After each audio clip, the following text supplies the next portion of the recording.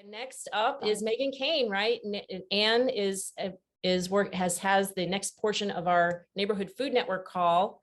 Anne, take it away.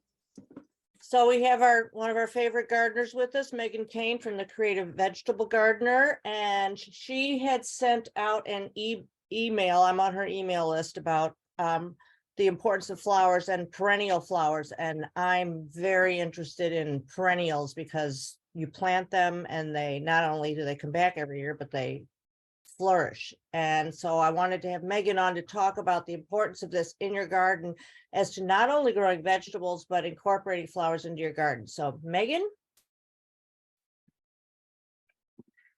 Unmute. Okay, thank you. Thanks for having me. Anne's always so good at emailing me and saying, hey, why don't you join us next Monday? So I'm happy to be here. Yeah, I'm a big proponent of flowers in the vegetable garden, particularly because I feel like a lot of people think that vegetable gardens are ugly, which I don't necessarily agree, but you know, they're different than flower gardens, and my vegetable garden is in my front yard, and so my whole neighborhood can see it. And so I've always put a lot of flowers in there. I like to plant annual flowers in my beds, in my vegetable garden beds, but then I also have a perennial garden between my vegetable garden and the street. And when I go out at lunch, I work at home, so sometimes I go out at lunch in the summer, or even in the spring, summer, and fall, and the amount of insects on my perennial flowers is astounding. I just stand there and watch them flying around, and they're going into the vegetable garden and they're coming back to the perennial garden. So it's a great way to bring beneficial insects into your vegetable garden to help with. I have an organic garden, so I don't spray when I have insect issues. So it's a great way to bring lots of insects in. I actually love to take pictures, and I have a macro lens, so I go through and take pictures of some of the insects sometimes and try to figure out what things are, and you find little eggs and all kinds of things. And then I also plant some bulbs. I plant some daffodils and tulips and irises. In those, I actually plant in my vegetable garden and my perennial garden. I have planted perennial flowers in my vegetable garden in the past, but if you are a perennial gardener, you know, some things spread and they end up getting bigger. And I just felt like I was always digging them out and trying to tame them so they wouldn't take up too much room from my vegetables, because my vegetables are definitely the priority. So then I decided, okay, no more perennials in the vegetable garden bed, and just have them around the vegetable garden. So I mostly plant annual flowers with my veggies. Well, I plant calendula on the edge of a lot of my beds, and I decided last year to not pick all the seeds because I was saving all the seeds, and now I have just so much calendula coming up everywhere, so it's almost like a perennial. Yeah, that's true. There's a lot of annuals that self-seed, so calendula is a good one that'll come back and back every year if you just let it drop its seeds. What do for gardeners in the group, what do you have to share about vegetables, or if anyone have any, or sorry, flowers and vegetables? I love bachelor's button, and what's it? That's the blue fuzzy one, right? The bachelor's button.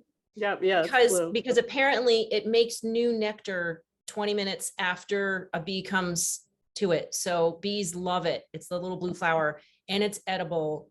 And Sweet William just keeps coming up. It came up again this year from last year. That comes up again. It's a lot of little clusters of flowers. And oh my gosh, zinnia and cosmos, right? The zinnia they're so sturdy and they last so long, and cosmos grow so tall, and there's like spindly, like magical flowers. So I plant them right in my garden along with, you know, like in sections along with the plants too. And nasturtium is good to plant, I think, next to tomatoes, and it's an edible flower as well, and it keeps bugs away. And marigold, but Anne is right, marigold gets very big and bushy. You've got to allow room for that, right? Do you just plant that around the edge, Megan? I actually am not a big fan of marigolds. Okay. So I like the gem ones that have little flowers, but yeah, and those get pretty big. I generally plant at the ends of my beds. I was actually going to see if I had any pictures on my website. I kind of take the ends of the beds or the corners of the beds and save it for flowers. And then everything else, And that can help keep deer away though, right? The marigolds can help keep deer away from your garden? No, not really. That's kind of there's not a lot of scientific backing for that marigolds will keep rabbits or deer. Deer, the best thing to keep deer away is an 6 to 8 foot fence. Okay.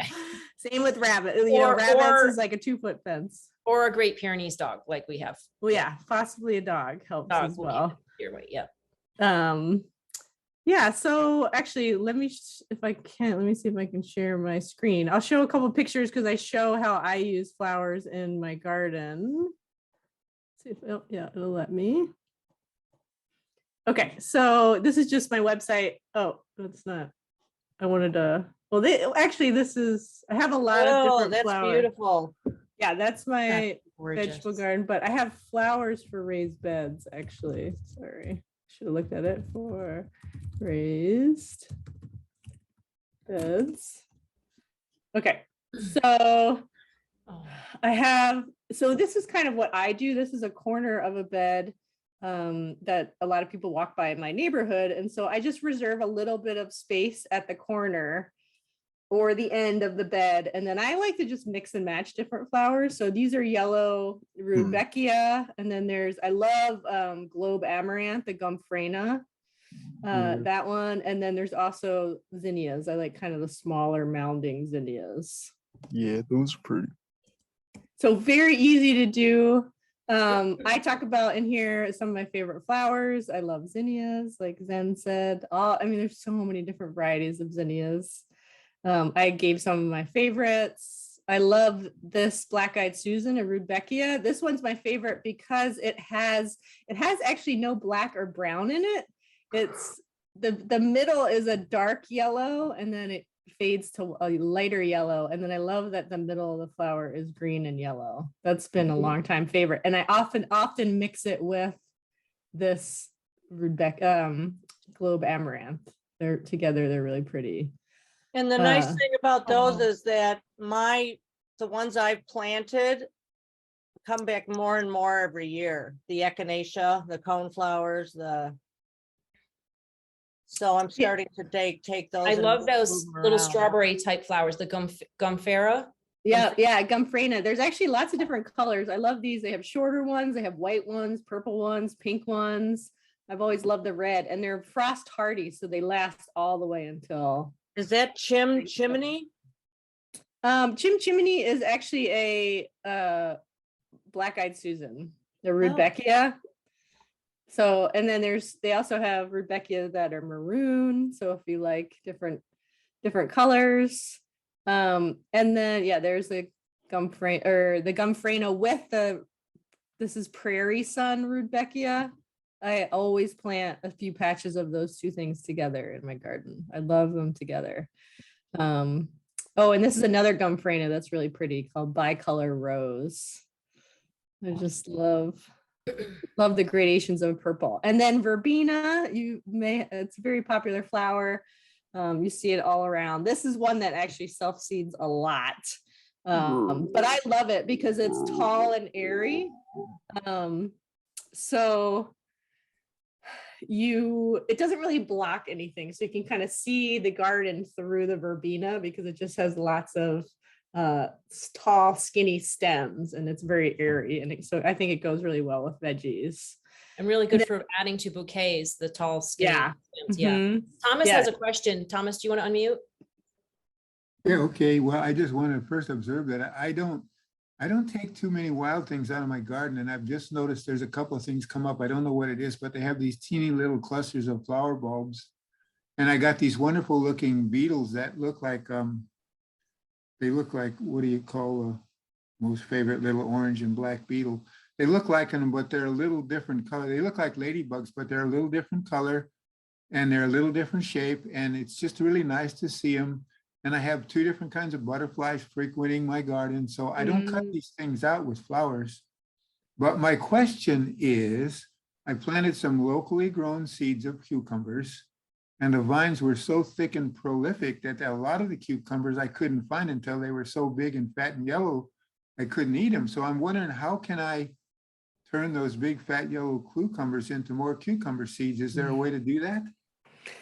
Well, one, if a lot of them got pretty big, you could consider growing them up on a trellis. That's what I do with mine, because you're right, they can get into a big mess and it's hard to find them. So that would be one suggestion just for the future. They climb naturally. They have lots of little tendrils, which you might have noticed. And so I like to grow mine up so they're a little bit easier to see. It really depends on what kind of variety it is. So if you buy a hybrid variety of seed, when you save the seed and replant it, it's not going to be true to type. So it won't be exactly the same thing that you planted before, because since hybrids are a cross of two things, and so it might revert back to one of the things that it was crossed. But you could always experiment. What you could do, what a lot of people do, is they just dig out the seeds, once they're more mature, and then dry them out and then see if they'll germinate the next year. So you mean just take just open up that cucumber and take the seeds out of the big fat cucumber and dry them and try it? Yeah, you could, but you won't really know what you're going to get because for a lot of, depending on what you save seeds for, there's things that need to be isolated so they don't cross with other things. So, but if you're up for the experiment just to see what happens, who knows what you'll get, something that's somewhat like a cucumber. I did grow some of them up the fence, and I was able to then see the cucumbers and pick them before they're too big. So I agree with that one. It was just the ones on the ground that was hiding until they got so big and fat and yellow that they didn't taste that good. I know. Yeah, they're not great when they get overdone. And I agree, they can be hard to find. But it was the seed company is local in Hawaii. So it's a local seed. I'm not sure if that's hybrid or not, but it was definitely a local seed, and it definitely thrived in my garden. Yeah, that's great. So you could experiment, or if you see them again, maybe they can tell you what kind it was. Are there perennial plants that you planted in your garden that you wouldn't do again? Like I was told, I have wisteria coming up right now, and everybody's talking about, yeah, that it's spready. Well, yeah, I've got it going 20 feet down my fence now, and I might just start trimming it. But are there plants? And I've been told wisteria is poisonous. I've never grown it. I don't know that much about it. Oh my God. You don't see it that often around Madison. They have it at Old Brick at our botanical gardens. Let me just see if I have any one more, and then we'll talk about perennials. So nasturtium, this one's huge. I really like this one. It's Cherry's Jubilee. And there's actually, and that's edible too, right? Yeah, the flowers are edible, and there's actually a climbing nasturtium, which I never knew until a few years ago. So this is one of my trellises, and I think this is climbing phoenix. And so if you have a trellis, it'll actually climb up the trellis, which is really cool. That's awesome. And they keep certain bugs away. They keep certain bugs away from tomatoes, right? Was I right about that? Well, again, a lot of these are kind of, myths that there's a few books that really dive into the science of planting things with each other. And, a lot of these claims have not necessarily been studied by science. So I put basil between every single one of my tomatoes. And then I had the morning glories, and I've never in my 4 years now have ever had a hornworm. So I don't know. Yeah. Yeah. Basil. Okay. Yeah. So, the way I go about gardening is I just try to have really healthy soil. That's one of the most important things. And then I plant lots and lots of different kinds of flowers to try to create an ecosystem in my garden where there's lots of different insects and even animals and creatures. Hopefully they're not eating my garden, are all coming in, so that I'm building a community of animals and insects and, frogs and toads and things like that. Hummingbirds, this is a good one for hummingbirds. This is salvia. And Lady in Red salvia has been one of my favorite for a very long time. Now, is that an annual? Yeah, these are all annuals that we're talking about. And then we can talk about perennials. So I think Anne's talking about, I recently sent out yellow perennials. So I grow a lot. So in my perennial garden, I try to grow a fair amount of native plants, and then I mix in other things that That I've goldenrod? tried. Is that Yeah, feverfew? This is a fireworks goldenrod. Now, some people consider that a weed, and you're purposely planting that in your garden? Yeah, it's one of the prairie plants. It's a native, goldenrod's a native prairie plant in Wisconsin. This is one of the cultivars. Are Yeah, you in Wisconsin? I thought you were in Arizona. I was this winter, but Oh, my okay. garden, all my gardening has been in Wisconsin. So, Okay, great. so this is goldenrod, yeah, is native to our area. This is not quite the prairie one. But yeah, it spreads a little bit, but not bad at all. I've had much more invasive And perennials. people confuse goldenrod with ragweed. Goldenrod is not the stuff that's gonna make you sneeze like crazy. It's actually pretty medicinal. And it's great with, I have some purple asters. So the way I like perennial gardening is low maintenance, things that aren't super picky. They come back every year. If it's dry, they're gonna do fine, and bring a lot of insects into my garden. So I don't like anything fussy. I was looking through some past pictures recently, and I thought, I went through a lot of plants that I don't plant anymore that just didn't come back, or they were too high maintenance. So I'm definitely low maintenance. I like just a full garden. I always plant bulbs in the spring. If Ann knows, living in Wisconsin, it's a very long winter. And I always say there's no such thing as too many bulbs in the spring because you need color. So I plant a lot of crocus. These are all yellow. I plant a lot of daffodils. I plant a lot of tulips. I like pretty interesting varieties. I plant a lot of irises. These are all spring. Gorgeous. Um, Don't they like a lot of water, irises? Don't they need a lot of water? I don't give them any more water than anything else. I have pretty clay Okay. soil, so it holds water really well. And we tend to get a fair amount of rain in Wisconsin in the spring. So I don't usually have to water my perennial garden. I really only water it if we're in a drought. We need it now. Yeah, I heard it's really dry. It's heavily mulched with wood chips, and everything is pretty close together. And so generally we only water if it's really hot and dry and we haven't gotten rain in a while, which happens more and more, of course. And then some spring perennial, or some more summer, late spring, is yarrow is a really nice one. It comes in lots of different colors. That's one I would plant over and over in my garden. This is a yellow indigo. Gets pretty big. There's blue and yellow. But I really love those. Beautiful. And summer, I planted coreopsis for a very long time. I like the thread leaf, which is, you can see they're really kind of lacy leaves, almost like carrots. And these are all perennial. Yeah, these are all perennial. This geranium actually, I think it's Roxanne. I would plant, that's a really great one. It blooms forever. Really long time, very low maintenance. I would plant that over and over again. Is that like a scented geranium? Because I have scented geraniums coming up all over the place. It's not scented. No. Yeah, those are really fun. And actually, this is the chimney. Wait, no, it's not. It's it's Henry. It's Little Henry. So this is another Rudbeckia that I really like. This is a perennial one. I think I need that. That one, yeah, this one is really beautiful. It does really well. It's called Little Henry. It's not really that little, as I say. It's neither of those things.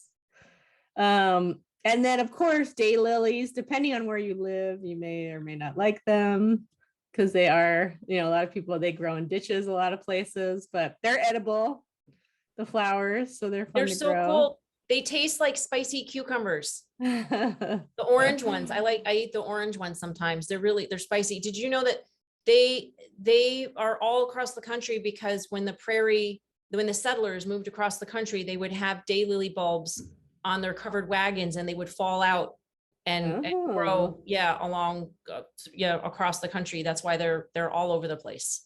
Yeah, that's cool. Yeah, there's so many different varieties now. I've been on garden tours where people just had amazing different types of daylilies. I have the tiger lilies coming up, and Mm. I have dug up so many tiger lilies. Because I leave- they spread. Oh, like they're very, very shifty plants. Yeah. Yeah. So it kind of depends on what your style of gardening. Sometimes I don't mind if things spread a little bit because then it fills in my garden, but I don't want things that are super invasive. Here's coneflower. So there's gray-headed coneflower, there's purple coneflower. Coneflower is native to where Ann and I live in Wisconsin. So it's a good native plant to grow. It's a prairie plant, tends to come back year after year. Purple coneflower is pretty common, but I do like this yellow coneflower. Yeah, I have when you're done, I have a picture I want to share too. Oh, good. Oh, good. And then this is another, like, it's really brown-eyed Susan. We were calling it sneezeweed, but it's not actually that. It's a tiny little brown-eyed Susan that actually blooms later in the fall. And it just came with our property. And we liked it so much that my husband collects seeds and then just sprinkles them around the garden, around our whole yard, and they come up. But they're really pretty and they bloom for quite a while. And then there's that goldenrod, the fireworks goldenrod. We also have a lot of asters. We have pink asters, purple asters. Now, are you planting these like all with like in and out between your vegetables? These are all between my vegetable garden and the road. So I have, I'm trying to think if I have a picture, but it's my house. And then in front of that is my vegetable garden. And then in front of that, I have a large kind of skinny perennial garden between my vegetable garden and the street. I live on a corner. And so I actually have two vegetable gardens, one in the front and one on the side. The side doesn't really have much room for perennials. So it's really a perennial border. Most of those flowers are from, but we also have perennials along the side of our house. And then I have a vegetable garden on the side of the house. So very close. So here is the one I started with a few plants 4 years ago. And that's can you see that? Mm-hmm. That's from yours? That's so pretty. Oh, yeah, God. And every now and then I'll dig some up and move them because a lot of them come up new. But yeah, I just stand back there and you can see the tiger lilies in the back there. Yeah, they look beautiful. And so, yeah, the flowers just bring me joy. And plus I have a beehive back there. Megan, the real question is, now that you've shown us these beautiful flowers that we want to plant in our gardens, is it too late? Is it like, can we still get seeds and plant these flowers? Should they have been planted in the spring or the fall, or what's the deal with planting? Yeah, it really depends. That's a great question. It really depends on where you live. So Ann and I garden in Wisconsin. It's just really a lot of people plant out stuff in Memorial Day weekend. So you could for sure go and see at the local nursery or farmers market, see what annuals are still there. You can plant, I would suggest planting some summer blooming annuals. And really you can plant perennials at any time of the year. If you live somewhere where that's really hot and dry in the summer, I would wait until fall to plant your perennials. I have planted perennials in Wisconsin in June. It really depends on the year. Sometimes we have good rain and it's not super hot. But if you decide to plant perennials in the summer months, you just have to really make sure they're getting plenty of water because they don't have an established root system.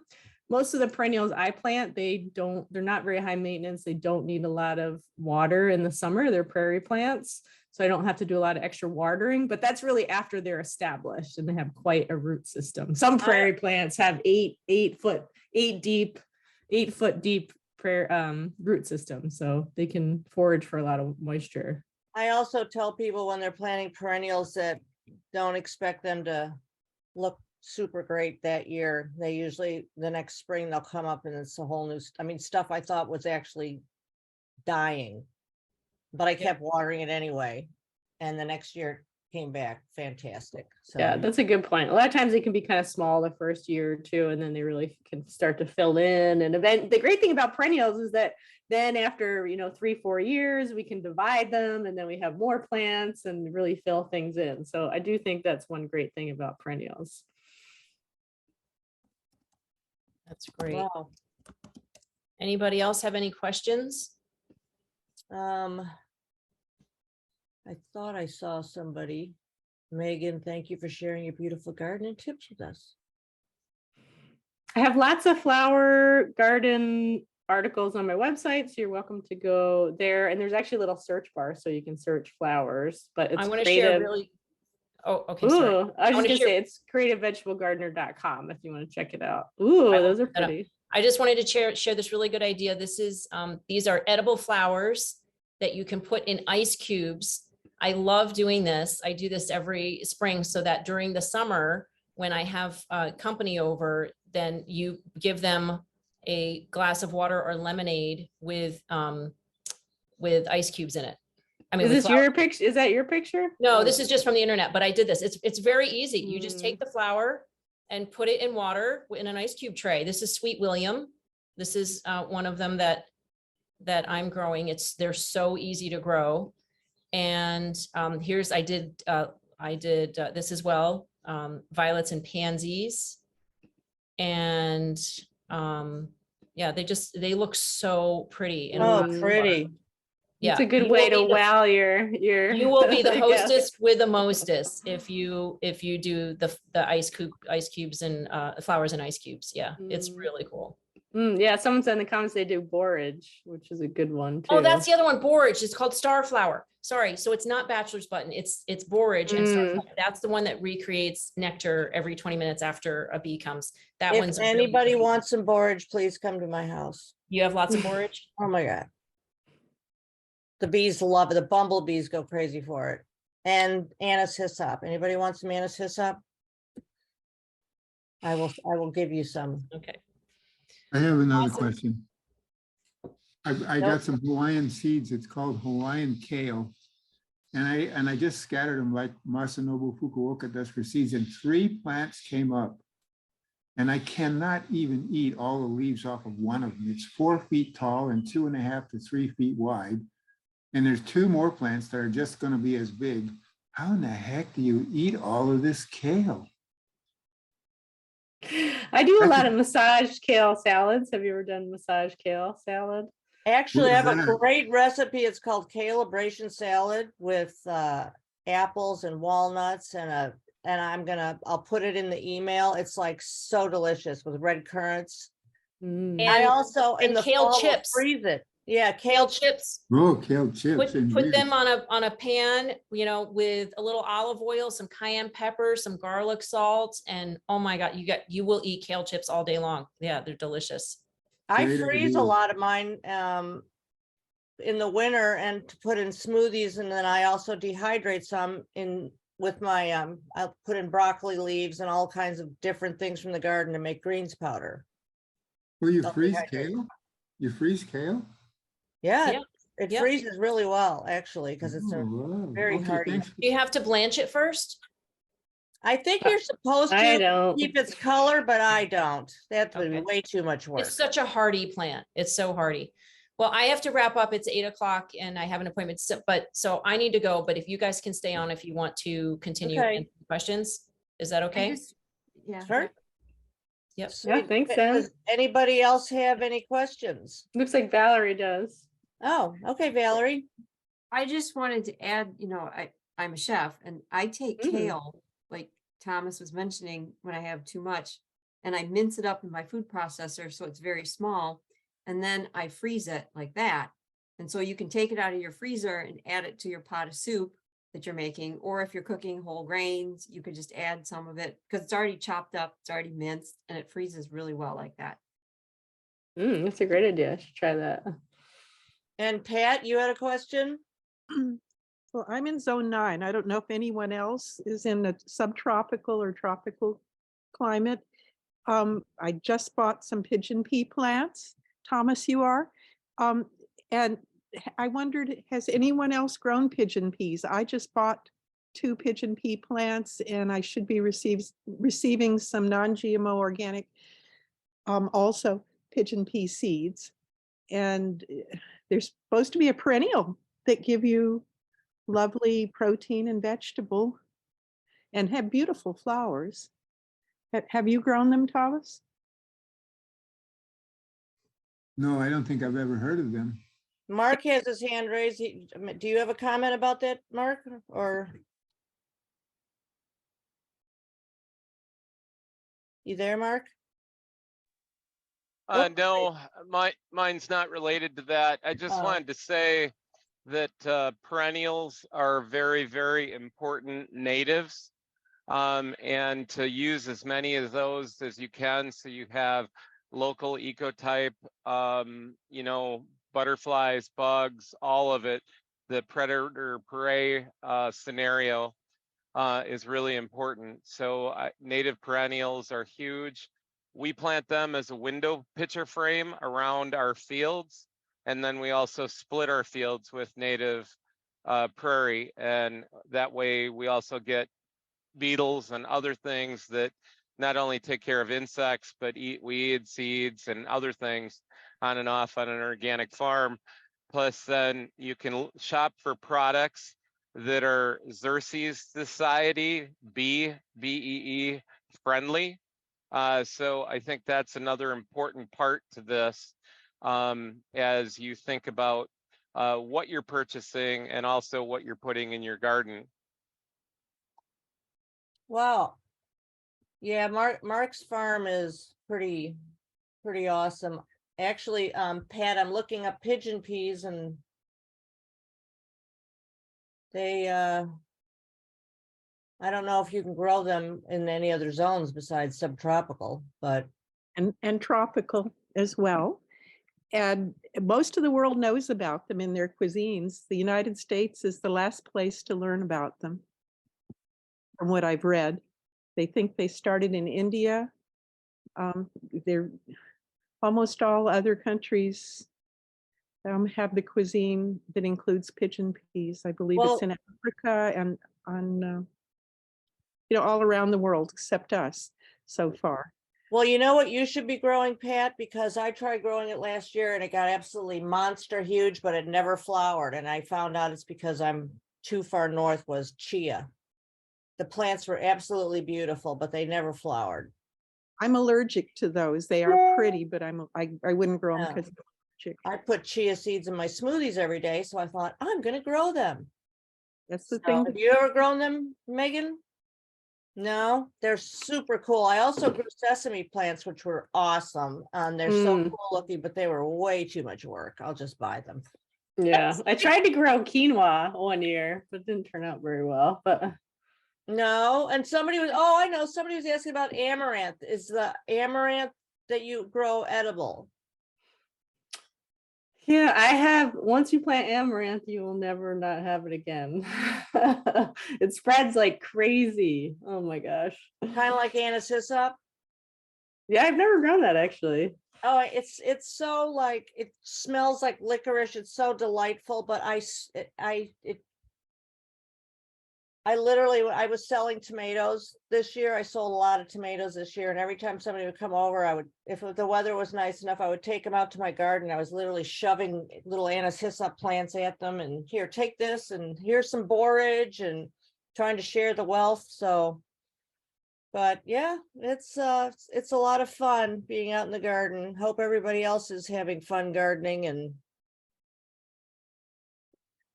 does anybody else have any other questions for Megan? Of course, I'll be sending, yeah, I wish you lived close to me too, Valerie. I wish all you guys lived close to me. Oh my God, we have fun.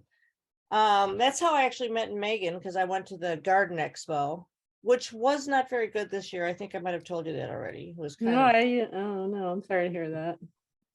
but yeah, if anybody else has any questions for me or Megan, you can always shoot me an email and I will be sending obviously out the thing with the links. And no, Sandro, I'm not letting anybody else in. We're not going through that again. Thanks for having me, Anne. Thanks, everybody. for Okay, well, thank sharing. you, everybody, and everybody have a good night and get out in the garden. You too. Bye-bye.